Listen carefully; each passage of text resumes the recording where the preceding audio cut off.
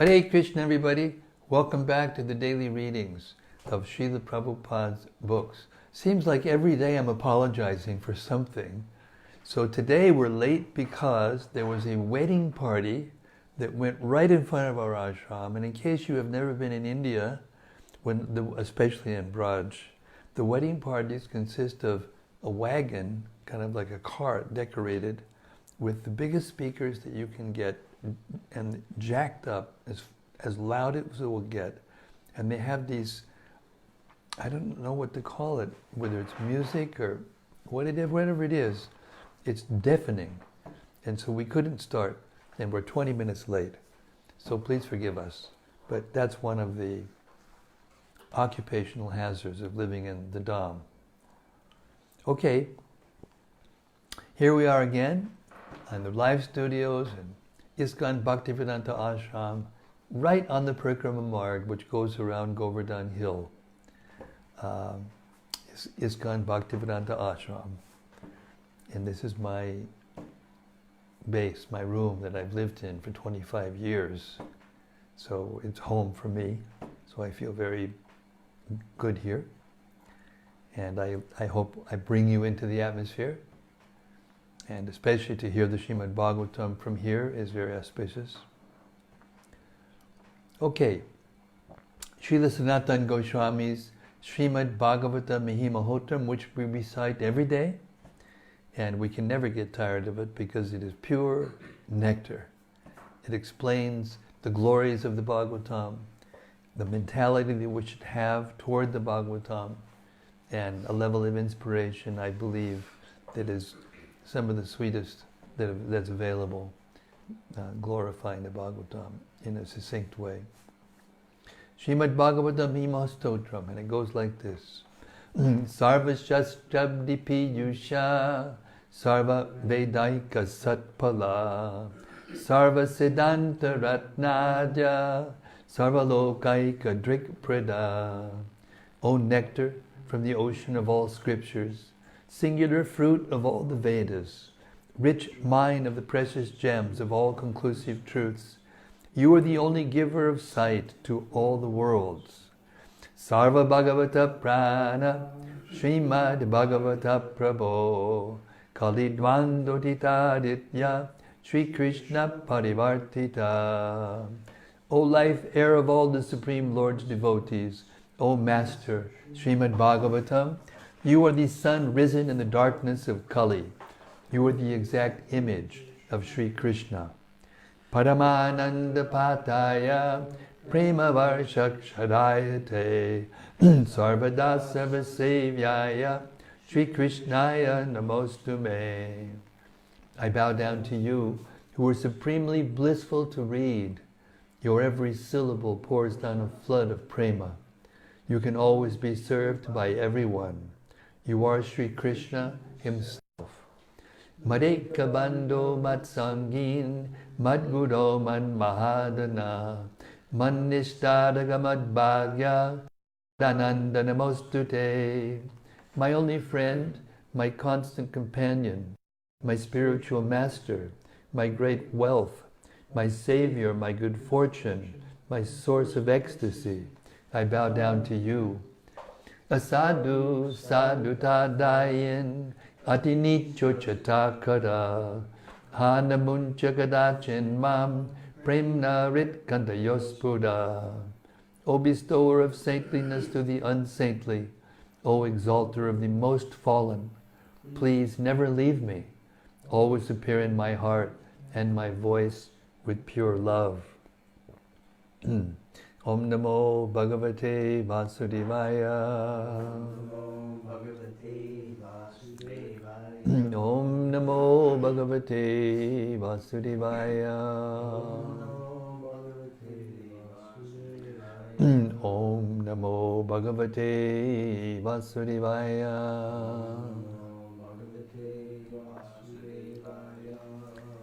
So Krishna's killed Kamsa and returned more or less to Mathura to be with his birth parents, although we know the secret behind that, but still, from the prakat point of view, the visible pastimes of Krishna. He's gone back to the place he was born.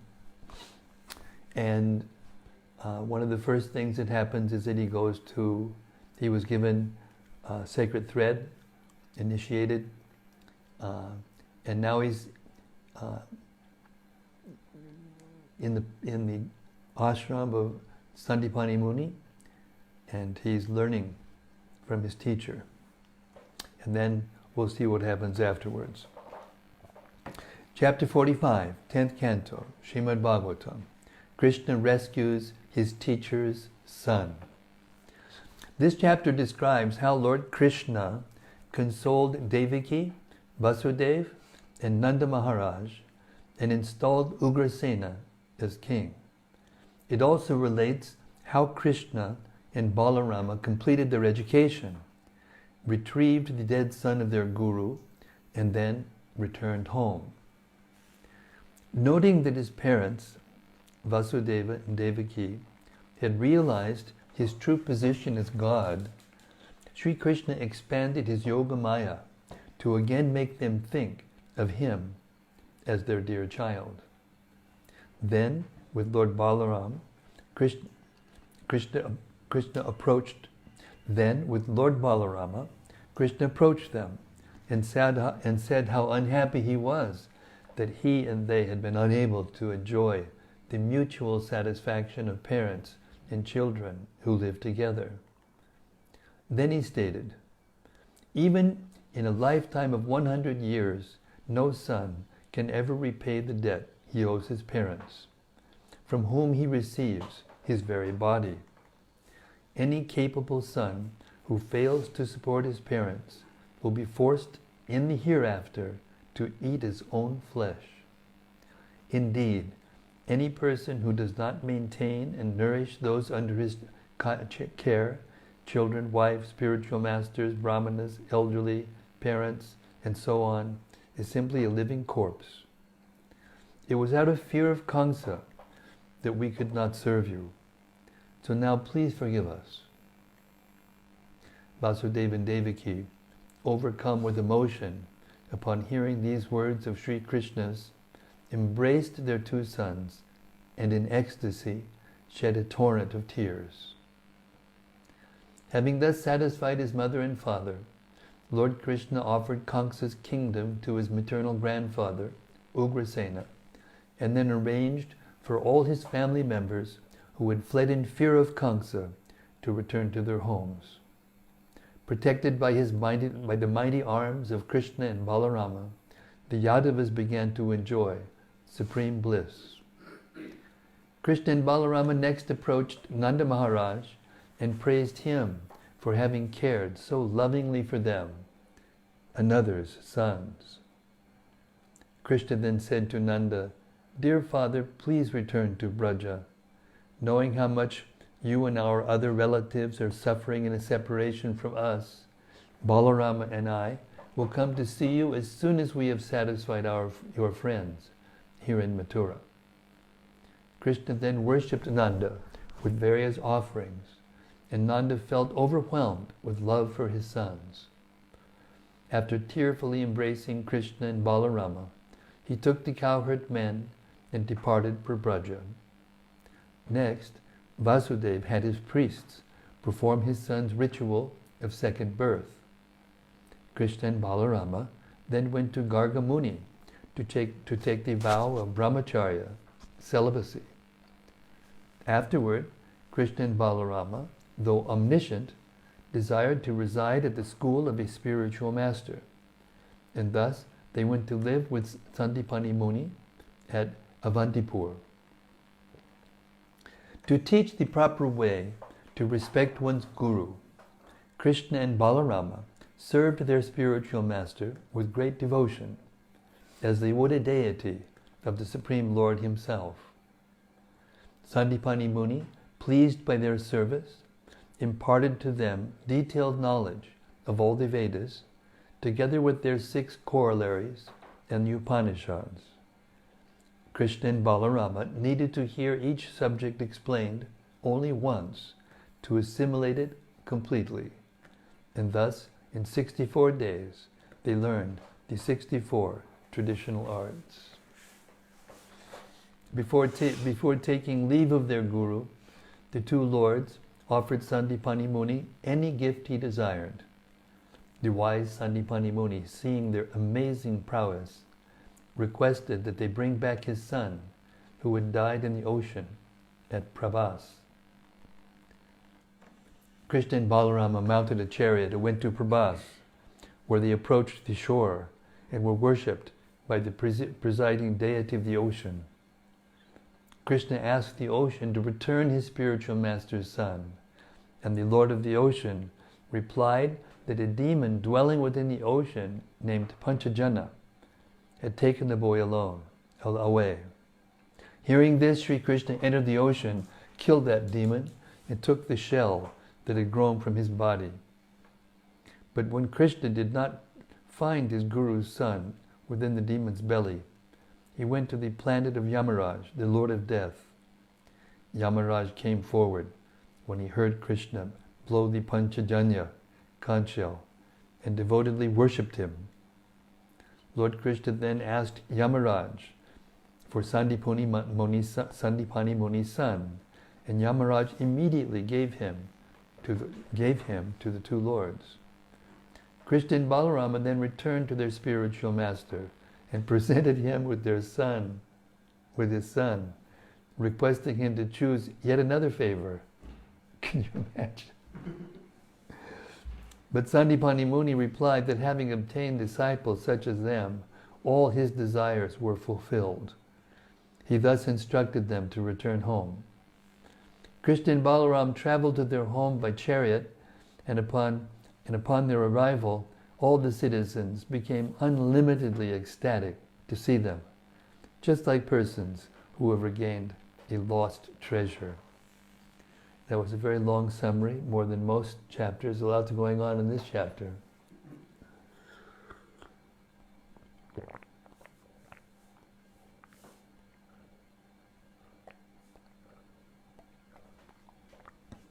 Okay. Text 1. Shukadev Goswami said, understanding that his parents were becoming aware of his transcendental opulences, the Supreme Personality of Godhead thought that this should not be allowed to happen. Thus, he expanded his Yogamaya, which bewilders his devotees. Purport. If Vasudeva and Devaki would have seen Krishna as Almighty God, their intense love for him as their son would have been spoiled. Lord Krishna did not want this. Rather, the Lord wanted to enjoy with them the ecstatic love of Vatsalya Rasa, the relationship between parents and children. As Srila Prabhupada often pointed out, although we normally think of God as the Supreme Father, in Krishna consciousness we can enter into the Lord's pastimes and play the part of his parents, thus intensifying our love for him. Srila Vishwanath Chakravarti Thakur points out that the word jana may be translated here as devotees, as in the verse Diyamanam na grinanti vina matsevanam jana. That's Bhagavatam 3:29-13. He further explains that jana may also be translated as parents, since jana is derived from the verb jan, which in the causative form, janayate, means to generate or to give birth to. In this sense of the word, as in janani or janakau, the term jana mohini indicates that the Lord was about to expand his internal illusory potency so that Vasudeva and Devaki would again love him as their dear child. Text 2. Lord Krishna, the greatest of the Sattvatas, approached his parents with his elder brother, humbly bowing his head and gratifying them by respectfully addressing them as my dear mother and my dear father, Krishna spoke as follows. Text 3. Lord Krishna said, "Dear Father, because of us, your two sons, you and Mother Devaki always remained in anxiety and could never enjoy our childhood, boyhood, or youth." Purport. Srila Vishwanath Chakrabarti discusses this verse as follows. One may object that at this point Lord Krishna had not actually passed the Kaishora stage, age 10 to 15, since the women of Mathura had stated, "Quat chati sukumar nagau krisharau napta yovanau."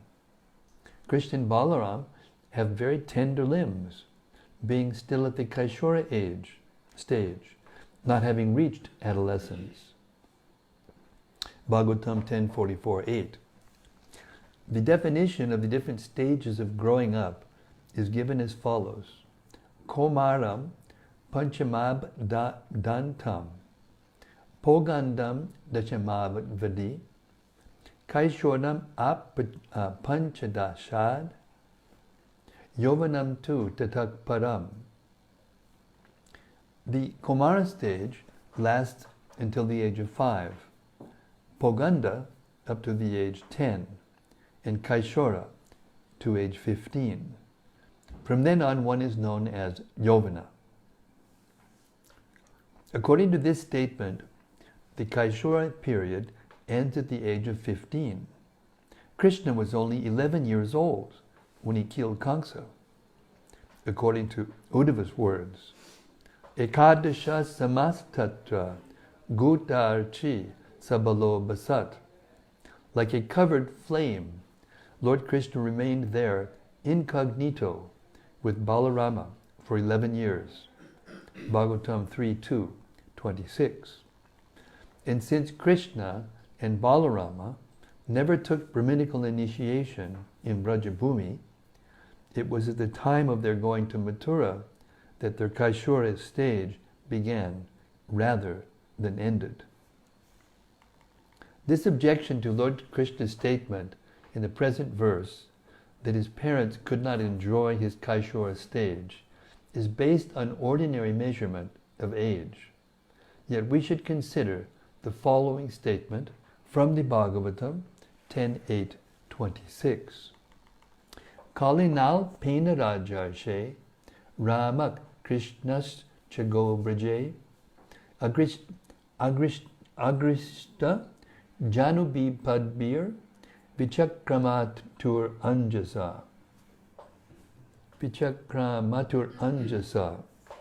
O King Parikshit, within a short time, Rama and Krishna began to walk very easily in Gokula on their legs, by their own strength, without the need to crawl.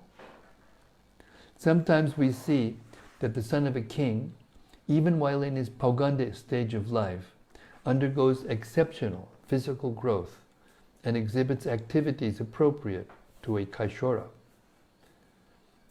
Then what to speak of Lord Krishna, whose exceptional growth is established in the Vaishnava Toshini, Bhakti Rasamrita Sindhu, Ananda Vrindavan, Champu, and other works. The 3 years and 4 months that Lord Krishna stayed in the Mahavan were the equivalent of 5 years for an ordinary child. And thus, in that period, he completed his Komara stage of childhood. The period from then to the age of 6 years and 8 months, during which he lived in Vrindavan, constitutes his Poganda stage. In the period from the age of 6 years and 8 months through his 10th year, during which time he lived in Nandishwar, Nandagram, constitutes his Kaishora stage. Then at the age of 10 years and 7 months, on the 13th lunar day of the dark fortnight of the month of Chaitra, he went to Mathura, and the next day he killed Kamsa. Thus he completed his Kaishora period at age 10, and he eternally remains at that age. In other words, we should understand that from this point on, the Lord remains forever a Kishora. Thus, Srila Vishwanath Chakravarti analyzes the intricacies of this verse. Text 4. Deprived by fate, we could not live with you and enjoy the pampered happiness most children enjoy in their parents' home. So one point that just came into my mind that I should share with you is that not only was it, a certain number of years that it took him to go through different stages, he physically matured faster. So by the time he got to, Mathura, he was looking more like a youth than Kishore. It was at the end of his Kishore age, which is just the beginning of youth. That's his eternal form. It's Kishore, but it's just before he turns to youth. So it's like, that's according to other acharyas' opinions. Okay. Text 4. Deprived by fate, we could not live with you and enjoy the pampered happiness most children enjoy in their parents' home. Purport. Here, Lord Krishna points out that not only did his parents suffer in separation from him and Balarama, but the two boys, also suffered in separation from their parents. Text 5. With one's body, one can acquire all goals of life. This is, again, Krishna speaking to his parents. With one's body, one can acquire all goals of life, and it is one's parents who give the body birth and sustenance. Therefore, no mortal man can repay his debt to his parents, even if he serves them for a full lifetime of 100 years. Purport. Having stated, both you, our parents, and we have suffered because of our separation. Krishna now states that his and Balaram's religious principles have been spoiled by their failure to satisfy their parents. Text 6. A son who though able to do so, fails to provide for his parents with his physical resources and wealth, is forced after death to eat his own flesh. Text 7.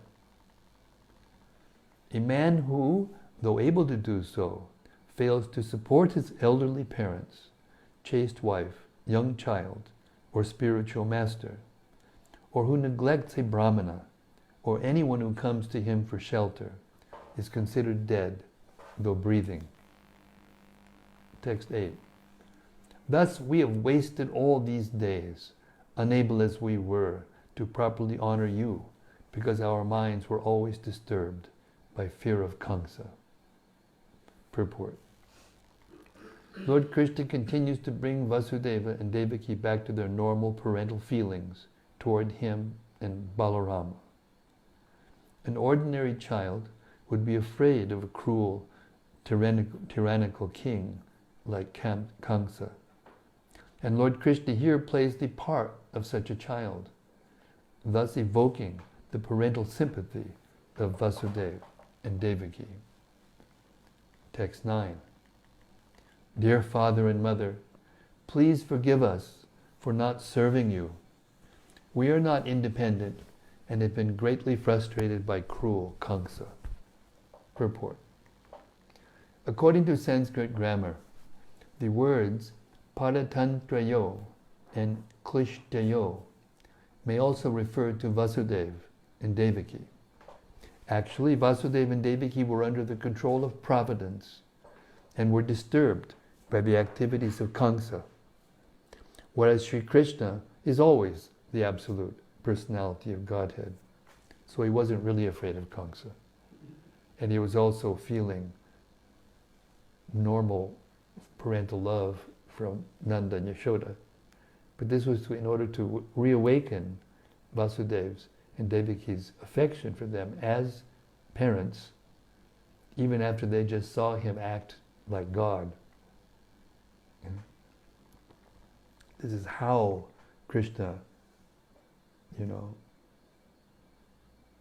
how Yogamaya, through his words, transformed them back into their parental feelings.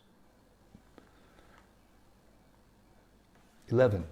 Shukadeva Goswami said, thus beguiled by the words of Lord Hari, the Supreme Soul of the universe, who by his internal illusory potency appeared to be a human, his parents joyfully raised him up on their laps and embraced him. Mission successful. Text 11.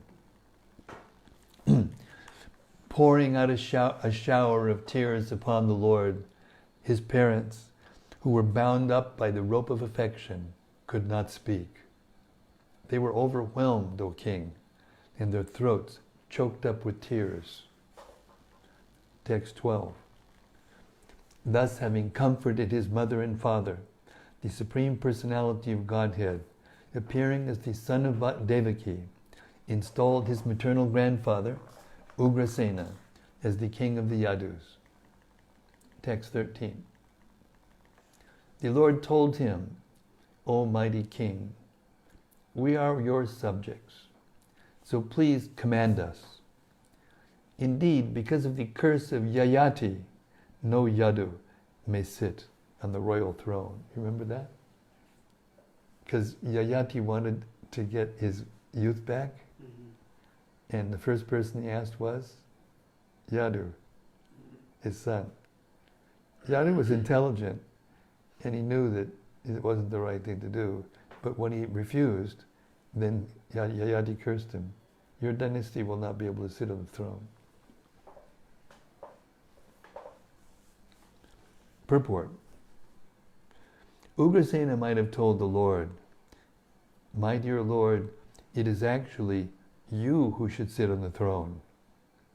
Anticipating this statement, Lord Krishna told Ugrasena that because of Yayati's ancient curse, princes of the Yadu dynasty could technically not sit on the royal throne, and therefore Krishna and Balarama were disqualified. Of course, Ugrasena also could be considered part of the Yadu dynasty, but by the order of the Lord, he could sit on the royal throne. In conclusion, these were all pastimes the Supreme Lord enjoyed as he played the part of a human being. Text 14. Since I am present in your entourage as your personal attendant, all the demigods and other exalted personalities will come with heads bowed to offer you tribute. What then to speak of the rulers of men? Purport. Lord Krishna again assures Ugrasena that he should confidently. Texts 15 and 16. The Lord then brought all his close family members and other relatives back from the various places to which they had fled in fear of Kamsa. He received the Yadus, Vrishnis, Andakas, Madhus, Dasharas, Kukaras, and other clans with due honor, and he also consoled them, for they were weary of living in foreign lands. Then Lord Krishna, the creator of the universe, resettled them in their homes and gratified them with valuable gifts. Text 17 and 18. The members of these clans, protected by the arms of Lord Krishna and Lord Sankarshan, felt that all their desires were fulfilled. Thus, they enjoyed perfect happiness while living at home with their families. Because of the presence of Krishna and Balaram, they no longer suffered from the fever of material existence. Every day, these loving devotees could see Mukunda's ever cheerful lotus face, which was decorated with beautiful, merciful, smiling glances. 19. Even the most elderly inhabitants of the city appeared youthful, full of strength and vitality. For with their eyes they constantly drank the elixir of Lord Mukunda's lotus face. So now you know the secret of staying young. Just keep looking at Krishna's lotus face. Go every day to see the deity, your place where you live, full of pictures of Krishna, so you can always see him, and you will stay young, at least at heart. Text 20. Then, O exalted Parikshit, the Supreme Lord Krishna, the son of Devaki, along with Lord Balarama, approached Nanda Maharaj. The two lords embraced him and then addressed him as follows. 21. Krishna and Balaram said, O Father, you and Mother Yashoda have affectionately maintained us and cared for us so much. Indeed, parents love their children more than their own lives. 22. They are the real father and mother who care for, as they would their own sons. I want to read this again. They are the real father and mother who care for, as they would their own sons, children abandoned by relatives, unable to maintain and protect them. Text 23. Now you should all return to Braja, dear Father. We shall come to see you, our dear relatives who suffer in separation from us, as soon as we have given some happiness to your well-wishing friends. Purport. The Lord here indicates his desire to satisfy his dear devotees in Mathura, Vasudeva, Devaki, and other members of the Yadu dynasty, who for so long had been separated from him during his stay in Vrindavan. Text 24.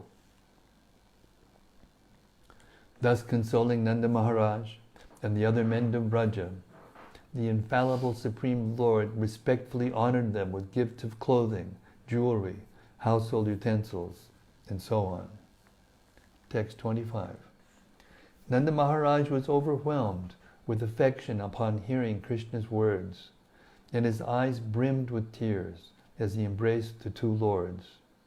Then he went back to Braja with the cowherd men. Purport. Srila Vishwanath Chakravarti has written an extensive purport to this verse, elaborately analyzing this portion of Lord Krishna's pastimes. Just as a man places his valuable gold within fire to reveal its purity, the Lord placed his most beloved devotees, the residents of Vrindavan, in the fire of separation from him in order to manifest their supreme love. This is the essence of Acharya Vishwanath's comments. Text 26. My dear king, then Vasudeva, the son of Shurasena, arranged for a priest and other brahmanas to perform his two sons' second birth initiation. 27. Vasudeva honored these brahmanas by worshipping them and giving them fine ornaments and well-ornamented cows with their calves. All these cows wore gold necklaces and linen wreaths. 28. The magnanimous Vasudeva then remembered the cows he had mentally given away on the occasion of Krishna's and Balaram's birth.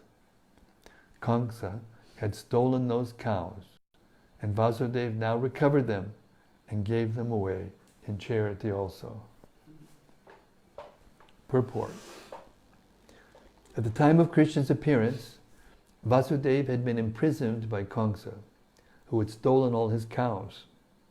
Still, Vasudeva had been so jubilant at the birth of the Lord that he had mentally donated 10,000 of his cows to the Brahmanas. Now, upon Kamsa's death, Vasudeva took back all his cows from the late king's herd and gave 10,000 according to religious principles to the worthy Brahmanas. Text 29. After attaining twice-born status through initiation, the lords, sincere in their vows, took the further vow of celibacy from Gargamuni, the spiritual master of the Yadus. Purport. Both Sridhar Swami and Vishwanath Chakravarti Thakur explained the term Gayatrang Vratam as the vow of brahmacharya, or celibacy in student life. Krishna and Balarama were playing the part of perfect students on the path of self-realization. Of course, in the modern degraded age, student life has become a wild, animalistic affair filled with illicit sex and drugs. 30 and 31. Concealing their innately perfect knowledge by their human-like activities, those two omniscient lords of the universe, themselves the origin of all branches of knowledge, next decided to reside at the school of a spiritual master. Thus, they approached Sandipani Muni, a native of Kashi living in the city of Avanti. Text 32. Sandipani thought very highly of these two self-controlled disciples, whom he had obtained so fortuitously. By serving them as devotedly as one would serve the Supreme Lord himself, they showed others an irreproachable example of how to worship the spiritual master. Text 33. That best of Brahmanas, the spiritual master Sandipani, was satisfied with their submissive behavior, and thus he taught them the entire Vedas, together with their 6 corollaries and the Upanishads. Text 34. I didn't care if this was Jayadvaita Swami. Who said that after it came out? Jayadvaita Swami. Okay. I'll call him back. Jayadvaita Swami just called, and I will call him back. He doesn't know I'm reading at 4 o'clock. Text 34. He also taught them the Dhanurveda with its most confidential secrets, the standard books of law, the methods of logical reasoning and philosophical debate, and the 6-fold science of politics. Purport. Srila Sridhar Swami explains that the confidential portion of the Dhanurveda, military science, includes knowledge of the appropriate mantras and presiding deities of warfare. Dharman refers to the Manu Samhita and other standard law books, Dharma Shastras. Nyaya Pratan refers to the doctrine of Karma Mimamsa and other such theories. Anvikshikim is knowledge of the techniques of logical argument, Tarka. The 6-fold political science is quite pragmatic and includes 1. Sandhi, making peace. 2. Vigraha, war. 3. Yana, marching. 4. Asana, sitting tight. 5.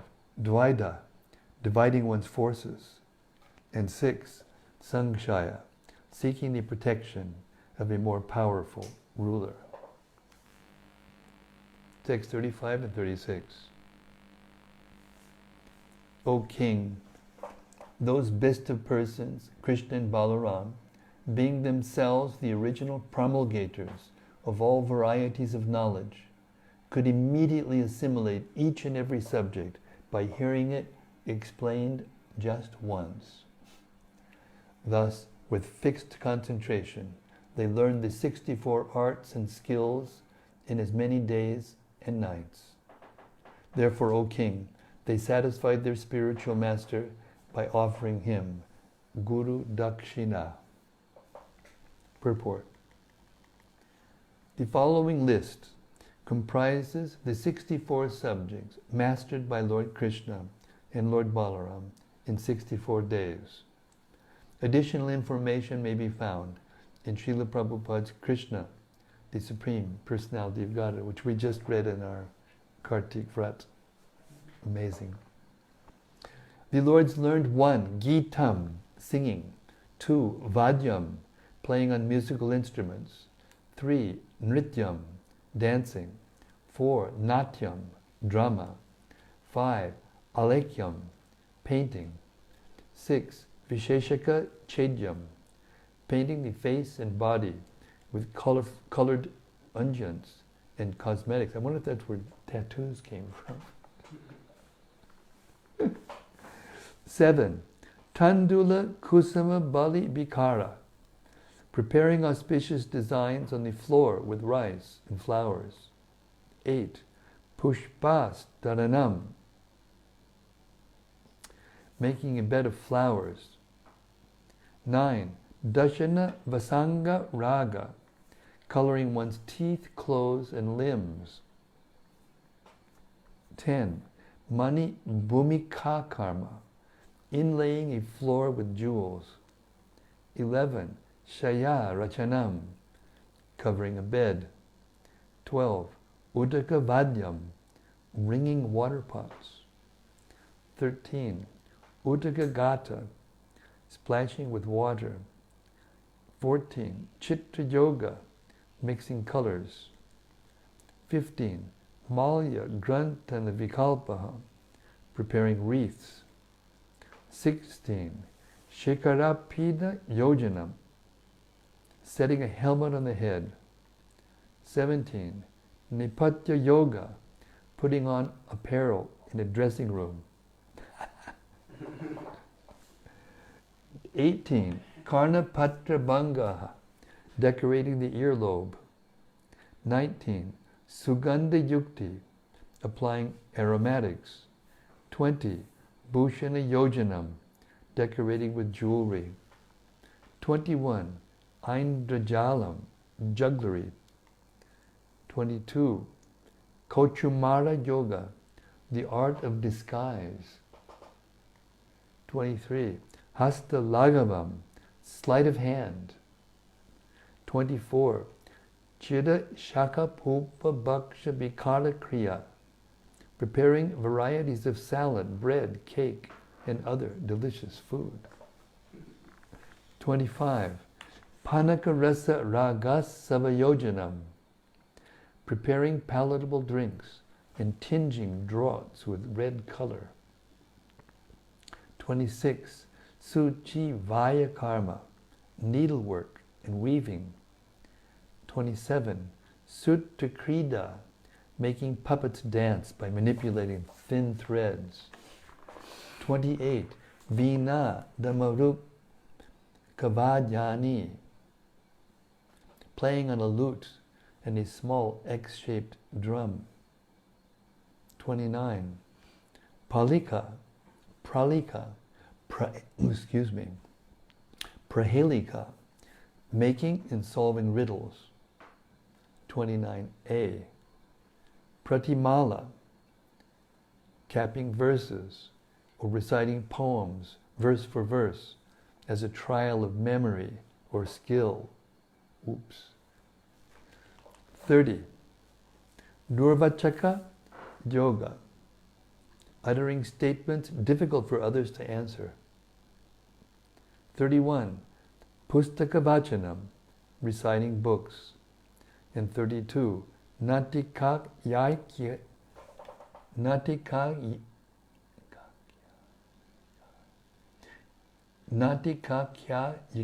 Darshanam, enacting short plays and writing anecdotes. Krishna and Balaram also learned. 33. Kavya Samasya Puranam, solving enigmatic verses. 34. Patika vitrabana vikalpaha, making a bow from a strip of cloth and a stick. 35. Tarku karma, spinning with a spindle. 36. Takshanam, carpentry. 37. Vastuvidya, architecture. 38. Raupya Ratna Pariksha, testing silver and jewels. 39. Dhatuvada, metallurgy. 40. Mani Raga Jnanam, tinging jewels with various colors. 41. Akada Jnanam, mineralogy. 42. Vrikshayur Veda Yoga, herbal medicine. 43. Mesha Kukuta Lavaka Yudhavidi, the art of training and engaging rams, cocks, and quails in fighting. 44. Shuka Sharika Pralapanam, knowledge of how to train male and female pairs to speak and answer the questions of human beings. 45. Utsadanam, healing a person with ointments. 46. Keshamarjana Kaushalam, hairdressing. 47. Akshara Mushtika Katanam, telling what is written in a book without seeing it, and telling what is hidden in another's fist. 48. Mlachitak Kutaka Vikalpaha, Mlachita Kutarka Vikalpaha, fabricating barbarous or foreign sophistry. 49. Desha Bhasha Jnanam, knowledge of provincial dialects. 50. Pushpa Shatika Nimita Jnanam, knowledge of how to build toy carts with flowers. 51. Yantra Matrika, composing magical squares, arrangements of numbers adding up to the same total in all directions. 52. Dharana Matrika, the use of amulets. 53. Samvachyam, conversation. 54. Manasi Kavya Kriya, composing verses mentally. 55. Kriya Vikalpa, designing a literary work or a medical remedy. 56. Chalika Yoga. 56. Chalitaka Yoga, building shrines. 57. Adidhana Kosha Chando Jnanam, lexicography and the knowledge of poetic meters. Lexicography means writing very beautifully. 58. Vastra Gopanam, disguising one kind of cloth to look like another. 59. Dyuta Vishesham, knowledge of various forms of gambling. 60. Akarsha Krida, playing dice. 61. Balaka Kridanakam, playing with children's toys. 62. Vainayaki, 62. Vainayaki Vidya, enforcing discipline by mystic power. 63. Vajayaki Vidya, gaining victory. And 64. Vaitaliki Vidya, awakening one's master with music at dawn. Hare Krishna. If you could do all those things perfectly, you'd be a pretty rounded person. 37. O King, the learned Brahmana Sandipani carefully considered the two Lords' glorious and amazing qualities and their superhuman intelligence. Thus, after consulting with his wife, he chose as his remuneration the return of his young son who had died in the ocean at Prabhas. Purport. According to Srila Vishwanath Chakrabarti, the child was captured by the conch shell demon while playing at the Maha Shiva Chetra. I don't know if it mentions in the purports here, but that person was Madhumangal. And then when Krishna gave him back, anyway, we'll come to that. I'll tell you about that when we come to it. Translation. So be it, replied those two great chariot warriors of limitless might, and they at once mounted their chariot and set off for Prabhas. When they reached that place, they walked up to the shore and sat down. In a moment, the deity of the ocean, recognizing them to be the Supreme Lords, approached them with offerings of tribute. Purport.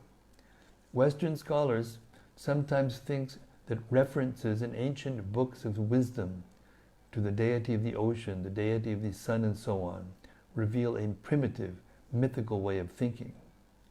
They sometimes say that primitive men think that the ocean is a god, or that the sun and moon are gods. In fact, references such as the word Sindhu in this verse, meaning the ocean, indicate the person who governs that aspect of physical nature. We can give several modern examples. In the United Nations, we may say, the United States votes yes, the Soviet Union votes no. We hardly mean that the physical countries or the buildings in them have voted. We mean that a particular person representing that political and geographical entity has voted. Yet the newspapers will simply say, the United States voted, decided, etc. And everyone knows what that means. Similarly, in business we may say, a large conglomerate has swallowed up a smaller firm. We hardly mean that the buildings, office equipment, and the like have physically swallowed another building full of workers and office equipment. We mean that the empowered authorities have engaged in a particular act on behalf of their respective corporate entities. Unfortunately, modern scholars are eager to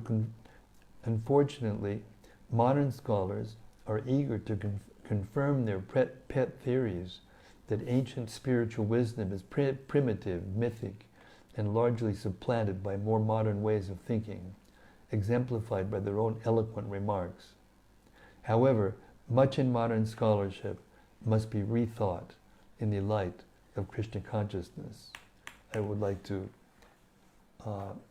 refer or advise devotees to read Searching for Vedic India by His Holiness Devamrita Swami, which gets into this idea very well researched.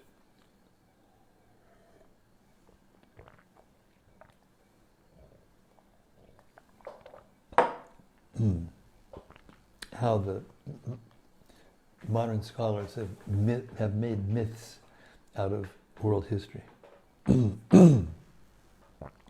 Text 39. The Supreme Lord Krishna addressed the Lord of the ocean.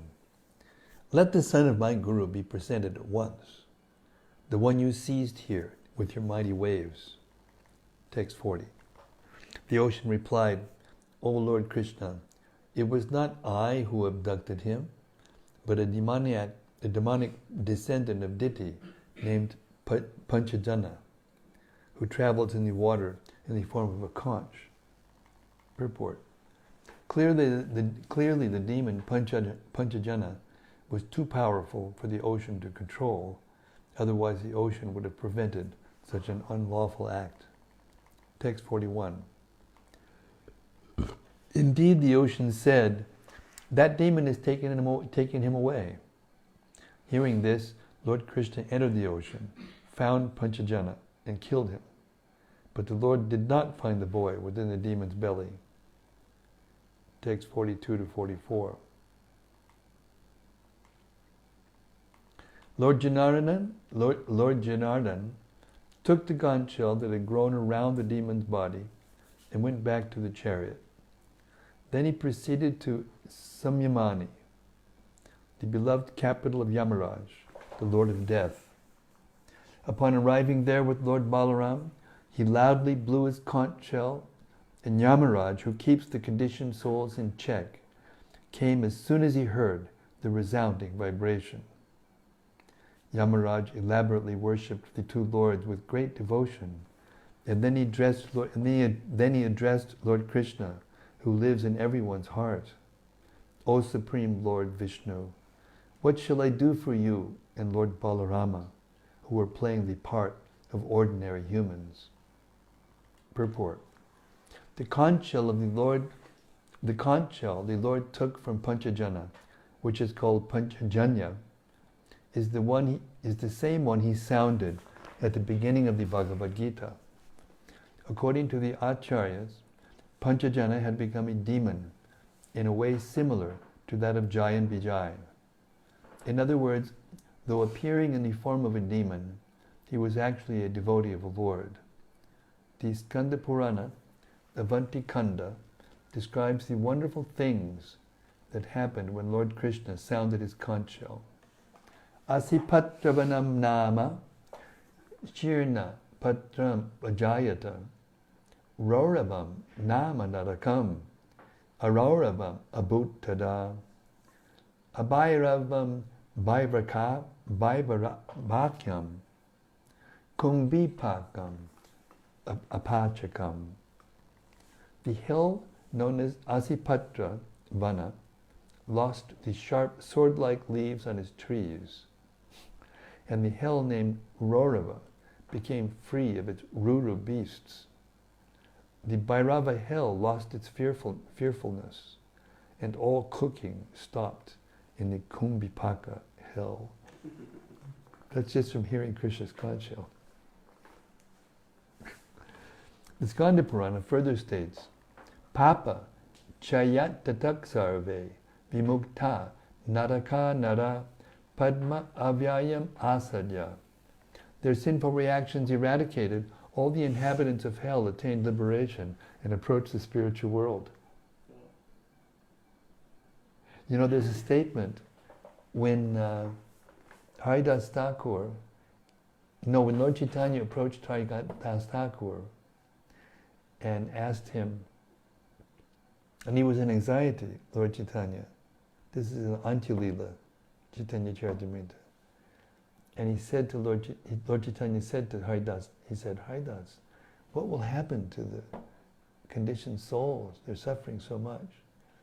And Haridas said, Lord, don't be in anxiety. And in the purport, Prabhupada said, this is service. This is devotional service. When you try to relieve the anxiety that Lord Chaitanya feels by seeing how much the conditioned souls are suffering, that's real devotional service. When you're in that consciousness.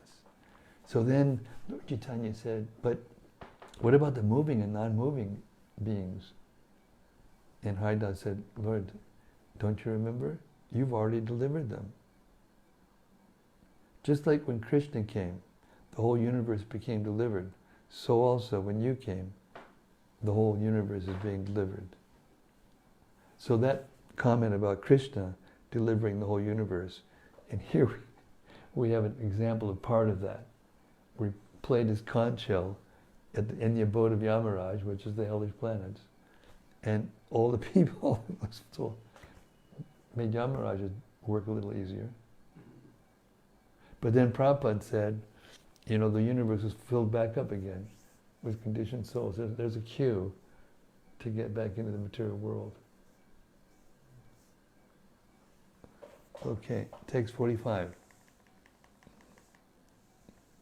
The Supreme Personality of Godhead said, suffering the bondage of his past activity, my spiritual master's son was brought here to you, O great king.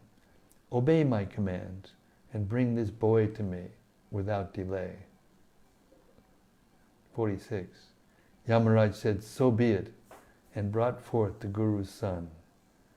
Then those two most exalted yadus presented the boy to their spiritual master and said to him, "Please select another boon." Can you imagine? 47. The spiritual master said, "My dear boys, you two have completely fulfilled the disciple's obligation to reward his spiritual master. Indeed, with disciples like you, what further desires could a guru have?" 48. "O heroes, now please return home. May your fame sanctify the world, and may the Vedic hymns be ever fresh in your minds in both this life and the next." 49. Thus receiving their guru's permission to leave, the two lords returned to their city on their chariot, which moved as swiftly as the wind and resounded like a cloud. Text 50. All the citizens rejoiced upon seeing Krishna and Balaram, whom they had not seen for many days. The people felt just like those who have lost their wealth and then regained it. Thus end the purports of the humble servants of His Divine Grace A.C. Bhaktivedanta Swami Prabhupada to the 10th canto, 45th chapter of Srimad-Bhagavatam, entitled Krishna Rescues His Teacher's Sons.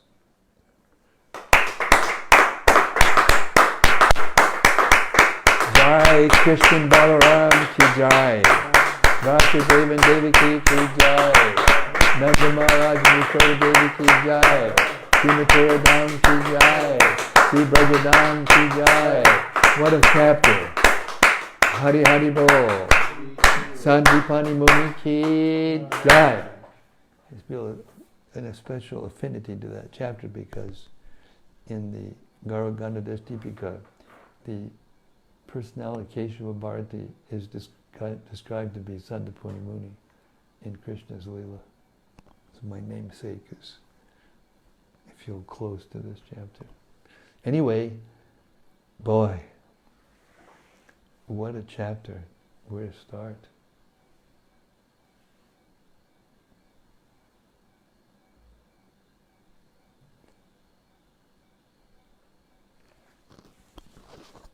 Okay, if we have any followers listening out there in cyberspace, this is your time. Please take advantage. This is a wonderful chapter. There's so many points, nice points. I'll wait until somebody starts the ball rolling.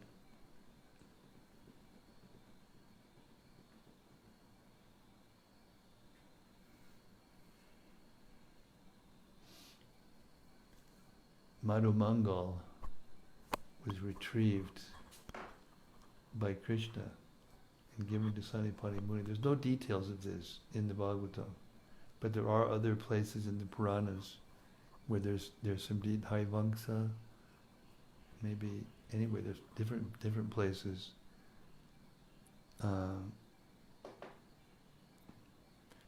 There's a way that Sandipani Muni ended up in Braja to be one of Krishna's best friends.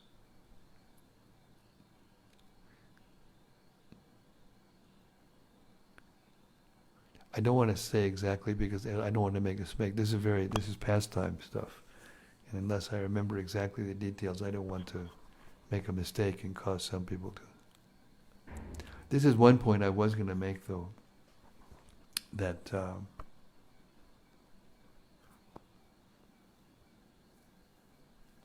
it's the same point I'm making practically every night since we started doing this reading of the part of the 10th canto that's past where Prabhupada started, or stopped rather,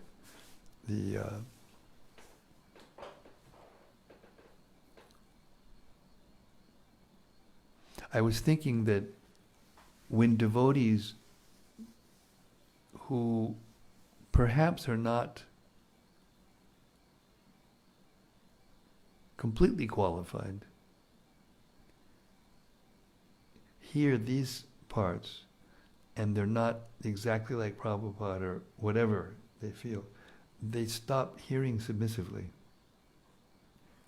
And therefore, maybe they hear, this is my speculation, maybe they hear, something they expect, something else, and then they don't hear what they expect, and then they start to hear critically, rather than hearing submissively.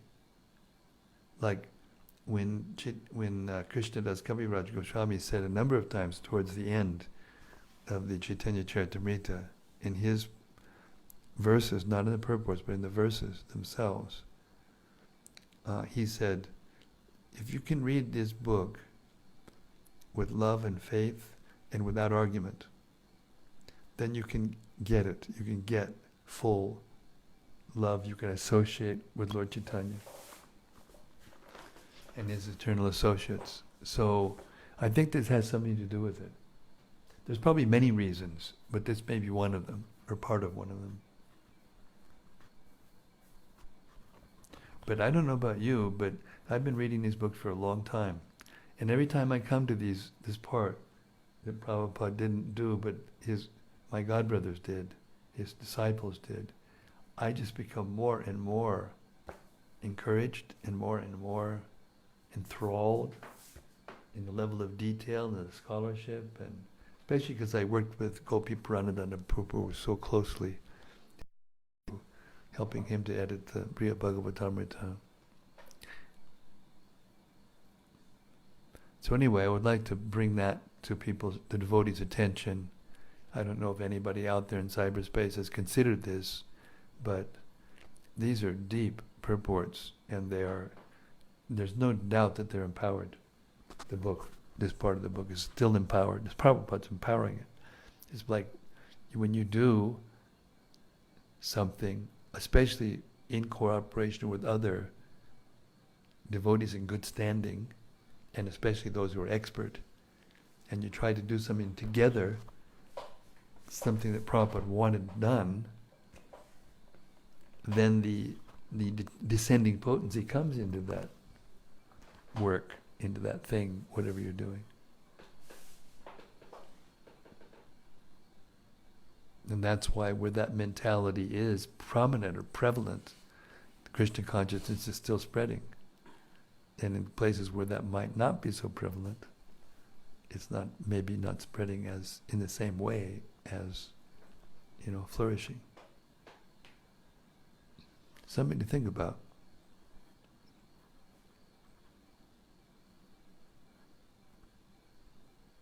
Okay. That's my, I don't know what you call it, but there it is. Hare Krishna. Anybody else, please? We're up to about an hour and 15 minutes now.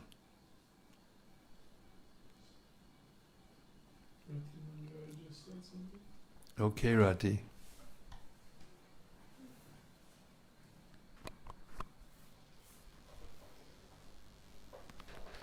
Says, Dear Guru Maharaj, please accept my humble obeisances. Thank you for another wonderful reading. If you do not mind me asking, today I have a fairly blunt question, which I always get whenever I hear this. Why did Krishna and Balaram have to learn to train rams, cocks, and quails in fighting? It seems kind of cruel. Because that's because you're in 21st century West in Holland. It seems cruel to you, but what it was in those days, it was a sport. Now think about it. Just think about it. The kinds of animals they were, training how to fight. They do that anyway in nature. They fight. If you put two dogs together who don't get along, they'll just fight. Animals fight. That's what they do. So it was a sport. It's the same as questioning why he would teach how to, why Kshatriyas were allowed to hunt. Or another thing that was in there, that list was gambling, the art of gambling. It's human nature to have entertainment, to have things that entertain them. Now, you may not be entertained, and you may think it's cruel, but in those days, and now they have what? Rodeos. They have bullfights in Spain. It's a national pastime. They kill a bull in front of a huge stadium like you do soccer, and, tens of thousands of people, and they kill the bull in a very artistic way. So you say, well, yes, but that wasn't, this was Krishna and Sandipani Muni, and no, in those days, it was an art, a form of entertainment, like wrestling matches. And if you can't accept it, just put it on the shelf and forget about it, because it isn't going to affect. If your mentality is such that you're affected negatively, and you can't, of course I know, Rati, that's not the way you are, don't get me wrong, but I'm saying if a person is like that, then that will tinge everything that you hear.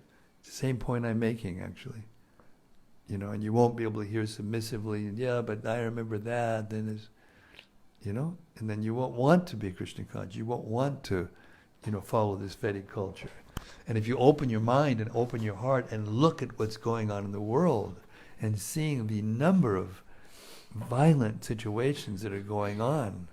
I mean, maybe there were wars back in those days, but there were never school, shootings like in America, or, the kinds of violence that are going on just in the streets with ordinary people. They would take their wars out somewhere that were away from the citizens. What to speak of mothers killing their own children? You're living in a time where things that are just horrific are going on as a result of not being able to follow the Vedic culture. So if this is a part of the Vedic culture that was there when you I don't know, gamble on which cock is going to beat the other one, it's not cruel. Not in that context. Anyway, I hope that helps to answer the question. The same thing. Okay, girls should get married before they're in puberty, because then, their hearts are actually peaceful. They know they have a husband. So when puberty comes, and all of a sudden there's a desire to have sexual activity, it doesn't blow them away. They don't go out into the street and start looking around and playing around and ruining their lives for the rest of their life, which is going on in the world on a big, huge scale.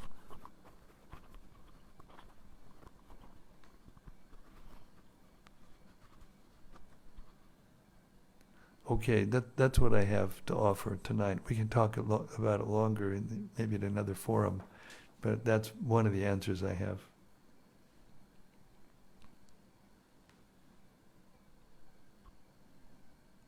What else? You got something? Not much. Not much? Abaya, something? Also not much. It's really deep.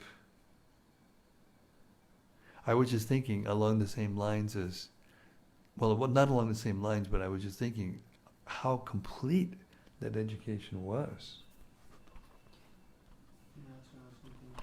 It was a heck of a bhakti program. Yeah, what a bhakti program. What brahmachari ashram. This is what the Gurukula was like in those days. It's no wonder that, we couldn't pull it off, so well. Yeah, let's just face the facts of life. We live in a degraded age, and therefore Lord Chaitanya has simplified everything with the kirtan and the study. Prabhupada said, limit the study to the Bhagavatam, Bhagavad Gita, Chaitanya Charitamrita, Nectar Devotion.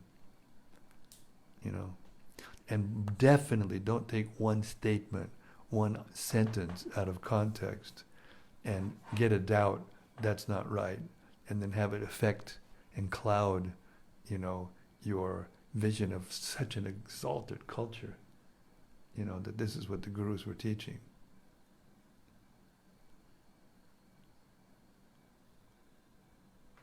So, as they say, it ain't what it seems sometimes.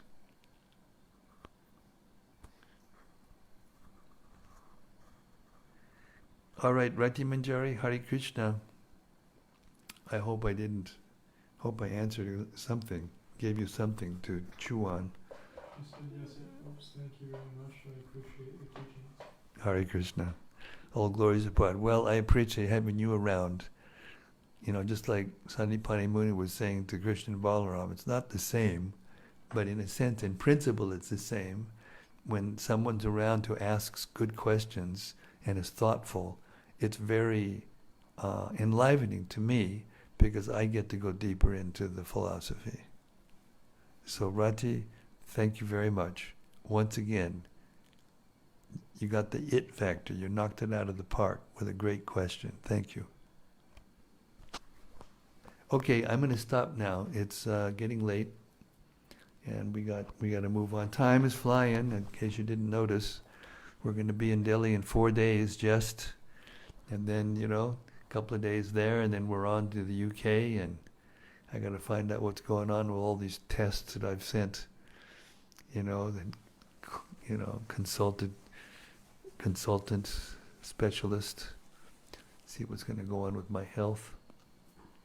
But I want to say one thing to everybody out there in cyberspace, that when you do this, while you're doing it, and if you are absorbed, then whatever is going on pain-wise in your body and mind, it goes away. And the more you do it, the more the pain and the anxiety that comes from being in that Kali Yuga where there's so much quarreling and so much unreasonableness and so much dissidence and so much factioning and so much violence, etc., etc. Even you're aware of it and even you try to understand it, it doesn't touch the soul. None of these things touch the soul. Not even intense pain. It doesn't touch the soul. Therefore, you can become happy even in the midst of the... Okay, Rasika Shiramani just called, so we will shut down our reading for tonight. And Srimad-Bhagavatam ki jai. Sri Krishna Balaram ki jai. Sandipani Muni ki jai. Vasudeva and Devaki ki jai. Nandan Yashoda ki jai. Mathura Dham ki jai. Brajadam ki jai. Go Premanandi. Hari Hari Bol. We'll see you. We'll see you same time, same station tomorrow, 4 o'clock India Standard Time tomorrow. Hari Krishna.